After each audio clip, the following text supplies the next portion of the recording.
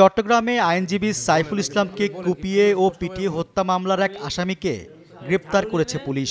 তার নাম চন্দন দাস। ৪ ডিসেম্বর রাতে কিশোরগঞ্জের ভৈরব থেকে তাকে গ্রেপ্তার করা হয়। সেখানে রেল স্টেশনের পাশে মেথরপট্টি শ্বশুরবাড়িতে যাওয়ার পথে তাকে গ্রেপ্তার করা হয়। চন্দন দাস চট্টগ্রাম নগরের কোতোয়ালি সেবক কলোনির বাসিন্দা। ভৈরব থানা পুলিশ বলছে, চন্দন দাসকে চট্টগ্রামে পাঠিয়ে দেয়া হয়েছে। তদন্তে জানতে পারি যে সে আজকে এই ভৈরবে আসবে। আমরা এই তথ্যের ভিত্তিতে আমরা রেল স্টেশনের বিভিন্ন এরিয়ায় সিভিলে এবং আমাদের পোশাকি পুলিশে অবস্থান করছিলাম। যেমন সে আমাদের কাছে তথ্য ছিল 7:30টায় আসবে, কিন্তু অনেকক্ষণ হওয়ার পরে আমরা 12:15টার দিকে তাকে গ্রেপ্তার করতে সক্ষম হই।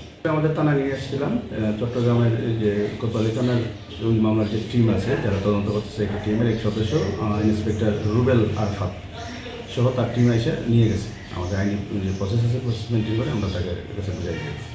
রাষ্ট্রদ্রোহ মামলায় গ্রেপ্তার সম্মিলিত সনাতনী জাগরণ জোটের মুখপাত্র চিন্ময় কৃষ্ণ দাস ব্রহ্মচারীর জামিন নামঞ্জুর হওয়াকে কেন্দ্র করে ২৬ নভেম্বর আদালত প্রাঙ্গণে সংঘর্ষের ঘটনা ঘটে। এ সময় আইনজীবী সাইফুল ইসলামকে পিটিয়ে ও কুপিয়ে হত্যা করা হয়।